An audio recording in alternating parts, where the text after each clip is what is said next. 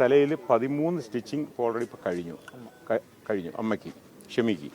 പിന്നെ മുഖത്ത് ഈ 2 കണ്ണിൻ്റെ താഴെ സൈഡിലെ എല്ലും പൊട്ടിയിട്ടുണ്ട്. പിന്നെ വാ തുറക്കത്തില്ല. അപ്പം നമ്മൾ ജ്യൂസ് ഐറ്റങ്ങളാണ് കൊടുത്തുകൊണ്ടിരിക്കുന്നത്. അവൾ പിന്നെ സംസാരിക്കും. എനിക്ക് അവൾ ആ സംസാരം അറിയാവുന്നതുകൊണ്ട് ഞാൻ കുറേ ചെവി അടുത്ത് പിടിച്ച് സംസാരിച്ച് അവൾ കരയും. എന്നെ കണ്ടപ്പോൾ കരയും. അഫ്ഫാനെ ചോദിക്കുകയും ചെയ്തു. കൊച്ചുമോന മാമച്ചി മോനഞ്ഞ് കൊണ്ടുവരണം, രണ്ടാമത്തെ കുട്ടിയെ മോനഞ്ഞ് കൊണ്ടുവരണം. ഞാൻ പറഞ്ഞു കൊണ്ടുവരാം ഷമി എന്ന് പറഞ്ഞു. അങ്ങനെ കൊണ്ടുവരണം ഡോക്ടർ നിൽക്കേ. അവൾ അങ്ങനെ കുറച്ച് അവളെ കൊണ്ട് പറയുന്ന രീതിക്ക് ശ്വാസം എടുത്ത് പറയുന്നുണ്ട്. വ്യക്തമായി അത് കുറച്ച് അറിയാം.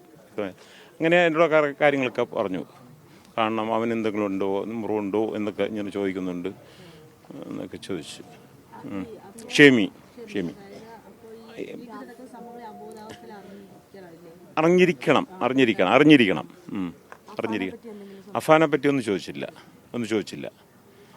അവർക്ക് കൊച്ചിനെ കാണണം എന്നുള്ളതിലാണ്. ഞാൻ 1.5 വർഷം മുമ്പ് ഈ വീട്ടിൽ എന്ത് കാര്യത്തിനും എന്നെയാണ് അവൾ വിളിക്കാറുള്ളത്, മാമ എന്ന നിലയിൽ. അവൾക്ക് RCCയിലെ ട്രീറ്റ്മെൻറ്റിന് പോണതിൻ്റെ അന്നും വെഞ്ഞാറമൂട്ടിൽ അവളെ ബ്ലഡ് പരിശോധിക്കുമ്പോൾ RCC പോകേണ്ട കാര്യമാണെന്ന് പറയുമ്പോഴും എന്നെയാണ് വിളിച്ചിട്ട് ആവശ്യ ലാബിൽ വരണമെന്ന് പറഞ്ഞ് ഞാൻ ചെന്നാണ് സംസാരിക്കുക. അതുകൊണ്ട് പിന്നെ RCCയിലേക്ക് കൊണ്ടുപോകുന്നതും അവിടെ ഡോക്ടർ ഏർപ്പാട് ചെയ്ത് കൊടുക്കുന്നതൊക്കെ ഞാൻ ഒരു പ്രവർത്തനം എന്നല്ല, അന്ന് ഞാൻ തലേക്കുന്ന് വിശ്വസ്ഥാനത്തെ കൂടെ ഡ്രൈവറായിരുന്നു. ഇപ്പോൾ രാഷ്ട്രീയമായിരുന്നു. അങ്ങനെ ഒരു ബന്ധങ്ങളുണ്ടായിരുന്നു. അപ്പോൾ ആ ഒരു നടന്ന് അങ്ങനെയുള്ള എല്ലാ കാര്യങ്ങളിലും ഞാനായിരുന്നു. 1.5 വർഷത്തിന് ശേഷം ഇവൻ വലുതായി +2 ആയപ്പം പിന്നെ ഞാൻ ഇങ്ങോട്ട് വരാറില്ല. വലുതായല്ലോ, പിന്നെ അതിലേക്ക് വരുന്നില്ല. അവർക്ക് വലിയ വിഷയങ്ങൾ. പിന്നെ ഇടയ്ക്ക് 2 വർഷം മുമ്പ് ഗൾഫിൽ അവൻ കൊണ്ടുപോയി, എല്ലാവരെയും കൊണ്ടുപോയി തിരിച്ചു വന്നു. ഒരു 10 മാസത്തോളം അവിടെ നിന്ന് തിരിച്ചു വരികയൊക്കെ ചെയ്തു. അവൻ്റെ സഹായമാണല്ലോ, വേറെ ആരെയും സഹായമില്ലല്ലേ. ഇവർ ഒന്നുമില്ലാത്ത ഒരു 50 രൂപയ്ക്കുള്ള സാധനം എടുത്ത് കഴിക്കാൻ പോലും ഇല്ലാത്ത ഈ കുടുംബത്തിലുള്ളതാണ് ഇവർ രണ്ടുപേരും. റഹീമും അതേപോലെയാണ്. ഇന്ന് റഹീമിൻ്റെ വീട്ടിൽ പോയാൽ ചാണാമൊഴിയ വീടാണ്. ഞാൻ ഇവിടെ പോകും, അവിടെ നിന്ന് ആഹാരം കഴിച്ചിട്ടുണ്ട്. അമ്മയുടെ ഇവിടെ, അമ്മ ഒറ്റയ്ക്കോടെ ഇവിടെ തന്നെ. ഈ വീട് പാലയാച്ചിൻ്റെ അന്ന് അമ്മയ്ക്ക് അങ്ങ് പോകണം, ഇവിടെ എങ്ങും കിടക്കൂല.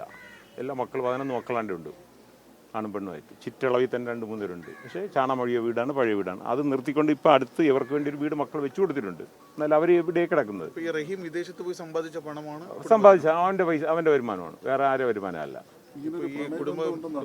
എന്താ പ്രണയം ബന്ധമുണ്ടെന്ന് റഹീമിന് അറിയാമോ എന്നുള്ള അറിയില്ലല്ലോ.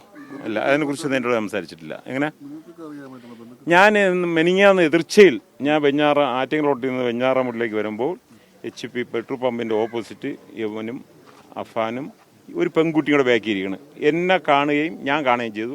ഞാൻ പെട്ടെന്ന് മുഖം മറച്ചോളാം. കാരണം എനിക്ക് അവൻ അങ്ങനെ ഒരു ഞാൻ കാണണ്ടെന്ന് വിചാരിച്ചിട്ട്. പെട്രോൾ പമ്പിൻ്റെ ഓപ്പോസിറ്റ്. പക്ഷേ ഹെൽമെറ്റ്, 2 പേർക്ക് ഹെൽമെറ്റ് ഇല്ല. അപ്പോഴാണ് ഞാൻ വീട്ടിൽ ചെന്ന് വൈഫിനോട് പറയുകയും ചെയ്ത് ഇങ്ങനെയാണെന്ന് പറഞ്ഞു. ഇങ്ങനെ അവൻ പോകണമെന്ന് പറഞ്ഞു.